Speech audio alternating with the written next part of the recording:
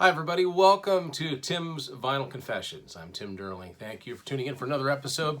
This episode is a cassette episode and it's a kind of a follow-up. No, it's not.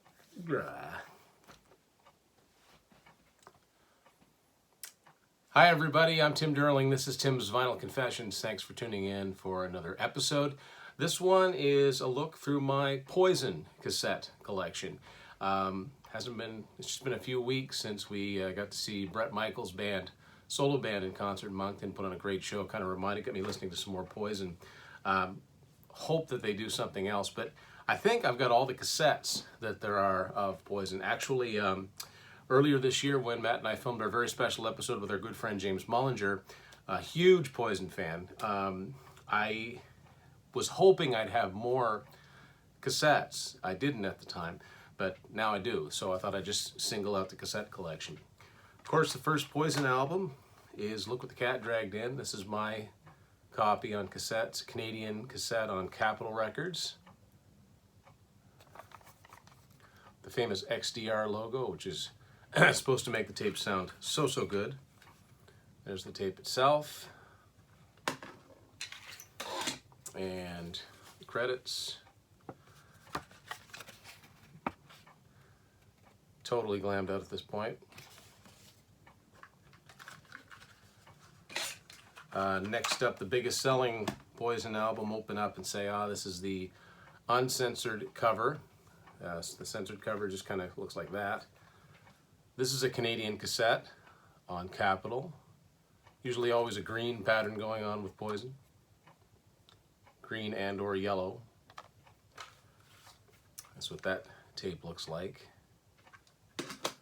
And all of this is in the record and the CD, the photo collage, and the lyrics and credits. Just obviously with the cassette, it's a lot smaller. Third album, Flesh and Blood, came out in 1990. Some, it was like the tattoo cover. Some, the blood was running from the letters. Some wasn't. I think I got a runny one here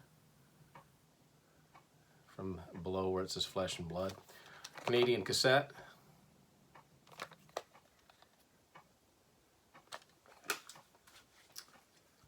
This cassette's really bright, really good shape, this one. I'm always telling people took care of the tapes and when they didn't.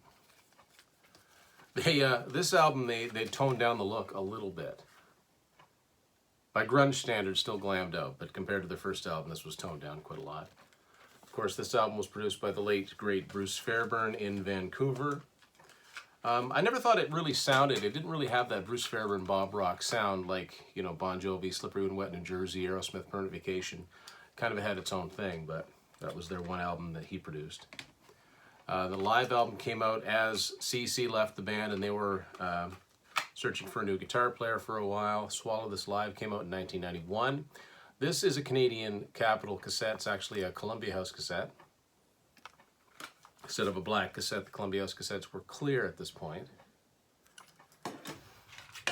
And a lot of photo collage, a lot of photos in this one, and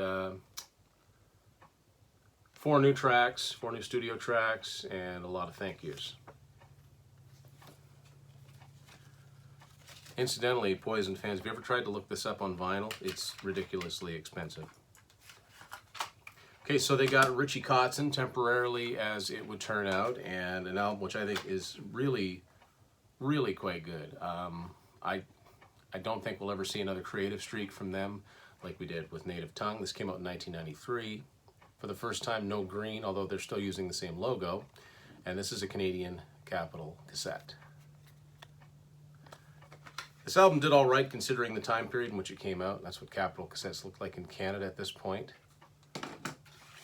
It's got all the lyrics and credits. The artwork was very cool in here, the design, the photos.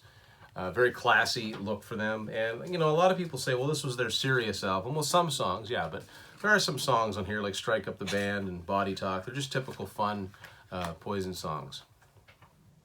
So they were working on a follow-up album with Richie Kotzen left and then Blue Saraceno came in. They were working on a follow-up album to Native Tongue. Capitol shelved that, said, nope, we're going to put out a greatest hits album. We'll take 2 of the new songs from your album and pop it on there. Now, They kind of threw this out in late 1996, and it ended up going platinum, showing, you know, the industry that there's still an appetite for this music. It's a great car CD, Poison's Greatest Hits 1986 to 96, and unlike a lot of the bands from this era, the reason Bret Michaels can go out by himself, you know, he does have some name recognition, but the fact that Poison had probably a dozen hits, more than a lot of the other bands of that era. This is a Canadian Columbia House cassette, once again on Capitol, and just one good song after another. A collage of pictures from through the years, through the decade that was 86 through 96, and reminiscences about each song.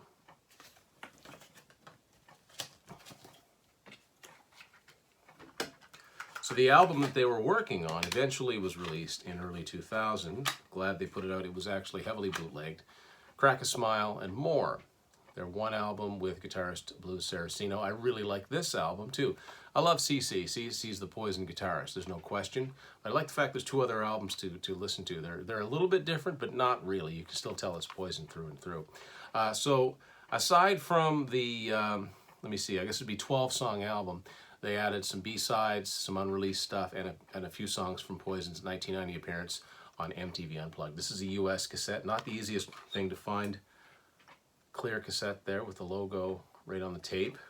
And a lengthy write-up about how this album came to be and how Poison had reunited. And indeed, this was the year that I actually saw the band in concert. And before they went on that tour, they commemorated it, the reunited Poison, I might add, with CC, with an album that I didn't realize was on cassette until earlier this year, Power to the People.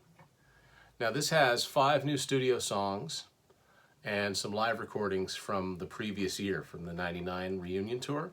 The 5 studio songs, I'm not a huge fan of the ballad, the last song, but the other 4 are fantastic, particularly the opener, Power to the People. Kind of a creative streak, not unlike Native Tongue. Unfortunately, it didn't continue.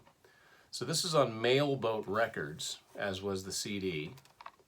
And yeah, I didn't know this existed on cassette, so you can constantly be surprised by these things. And this came out later on in 2000 as well. Same credits that were inside the CD. Now they followed this up with another album on Mailboat Records called Hollywood. To my knowledge, it wasn't released on cassette, although it may have been. That's the thing. You're constantly finding out new things, and I'm always checking on Discogs and adding different versions. As a matter of fact, I corrected the Power to the People listing because the pictures that were used were from the CD. Now the last 2 I've got to show you are from all the way in Indonesia, where in that part of the world, cassettes survived into the first decade of the 2000s. If you saw my Darkness cassette video, that I can attest to that. So in 2006, Capitol releases The Best of Poison, 20 Years of Rock. This is an Indonesian cassette on Capitol Records, still sealed. And by this time, they were totally doing away with a J card, more like a U card, and there's not even any holes in this. So there you go. This was, I believe, the first time that their cover of Rock and Roll All Night, of course by Kiss, appeared on a Poison album. I still prefer the original Greatest Hits, but this does bring things slightly up to date with the last song and Shooting Star. Not the best songs from either of those albums they could have picked, but there it is on cassette. I might also add, when this originally came out, it debuted on Billboard at number 14, which is pretty impressive from a band of that era. And so far, the last new Poison album to come out came out in 2007, covers album called Poisoned, and here is the cassette. So it says, I'm guessing that says made in Indonesia. Hanya untuk dijual di Indonesia. That's manufactured, marketed in Indonesia. I don't know. So there it is again on Capitol EMI, and just like the other one, it takes up the complete back cover. It's all covers. Some of them are really good, and some of them were earlier released. I don't understand why they didn't put their version of Dr. Hook's Cover the Rolling Stone, other than the fact that CC wasn't on it. I don't know why that would matter. So yeah, there it is. And as far as I know, that's it for Poison cassettes. So there you go. Do you know of Hollywood being on cassette, or for that matter, the 2003 compilation Best of Ballads and Blues? I always like learning that things existed that I didn't know about. Thanks for watching this edition of Tim's Vinyl Confessions.